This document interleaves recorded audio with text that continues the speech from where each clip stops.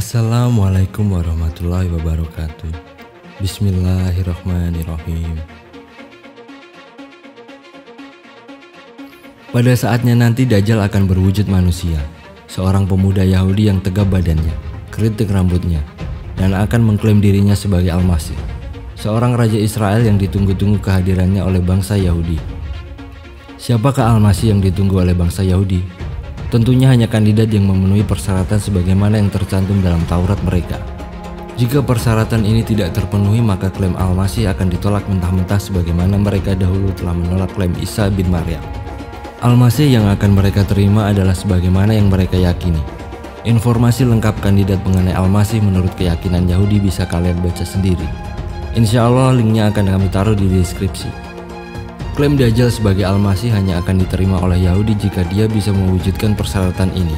Pertama, membawa kaum Yahudi kembali ke Israel dan membangun kembali Yerusalem. Kedua, menjadikan Israel sebagai pusat pemerintahan dunia. Ketiga, membangun kembali kuil Sulaiman, The Temple, sebagai pusat peribadatan. Keempat, mengembalikan sistem peradilan agama bangsa Israel dan menegakkan hukum Yahudi. Dajjal sudah mulai menuai keberhasilannya untuk mewujudkan persyaratan ini. Membawa kembali kaum Yahudi ke Israel telah sukses dilakukan pasca penerbitan deklarasi Balfour pada 2 November 1917. Kaum Yahudi dari berbagai penjuru dunia berbondong-bondong bermigrasi ke Yerusalem yang disediakan sebagai Jewish National Home.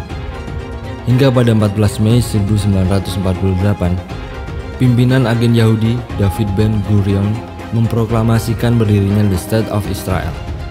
Langkah berikutnya yang harus dilakukan Dajjal adalah mewujudkan Israel sebagai pusat pemerintahan dunia, menjadi negara superpower, menjadi The Ruling State atau negara adidaya. Pada saat ini The Ruling State masih berada di tangan Amerika sejak Perang Dunia II berakhir. Namun tanda-tanda Israel akan segera mengambil alih status ini semakin jelas. Seperti yang terjadi saat ini dengan adanya wabah COVID-19, social distance, lockdown, ekonomi melemah, dolar mulai jatuh, semakin jelas arah menuju ke sana. Lalu tanda-tanda seperti apa jika Israel bakal menjadi negara adidaya? Hari ini The State of Israel mulai tumbuh menjadi negara superpower. Tinggal menunggu waktu yang tepat untuk transisi perpindahan status The Ruling State dari Amerika menuju Israel. Ada masa kolonialisme Eropa. Status The Ruling State berada di tangan Britain atau Inggris. Sistem moneter berada di bawah kendali mata uang pound sterling sebagai international legal tender atau alat pembayaran internasional yang sah. Pasca Perang Dunia Kedua, status ini berpindah ke Amerika dengan ditandai mata uang US dollar sebagai international legal tender, menggantikan pound sterling. Untuk memindahkan status The Ruling State ke Israel, bangsa Ya'juj Ma'juj akan menghancurkan mata uang US dollar, sehingga dampaknya adalah nilai seluruh mata uang kertas di dunia akan runtuh. Inflasi tanpa kendali akan terjadi. Lalu kekacauan massal karena hyperinflation ini akan menghiasi semua hot news di media massa. Harga kebutuhan pokok akan melejit hingga ribuan atau bahkan jutaan kali lipat dari harga yang sekarang. Bagi yang telah memahami skenario Ya'juj Ma'juj ini, banyak di antara mereka yang sudah mulai bersiap diri. Mereka mengkonversi harta kekayaannya ke aset bernilai intrinsik, semacam emas, perak, lahan pertanian, bahan makanan pokok yang memiliki daya tahan lama seperti kurma, beras, gandum, gabah, dan lain sebagainya. Perlu kita ketahui menjelang hari-hari terakhir kehidupan Rasulullah SAW, Malaikat Jibril mendatangi Rasulullah dalam wujud manusia, berpakaian putih dan duduk mendekatkan lututnya di hadapan Rasulullah. Kemudian bertanya tentang Islam, iman, dan ihsan, lalu menanyakan tentang as-sa'ah atau kiamat.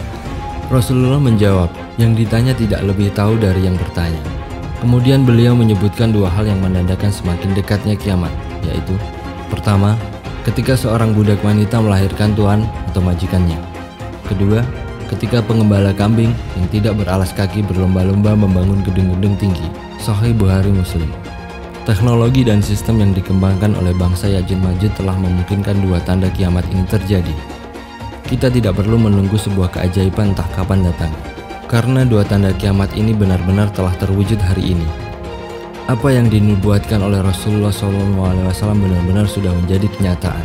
Gedung-gedung tinggi telah menjamur di berbagai tempat seluruh penjuru dunia.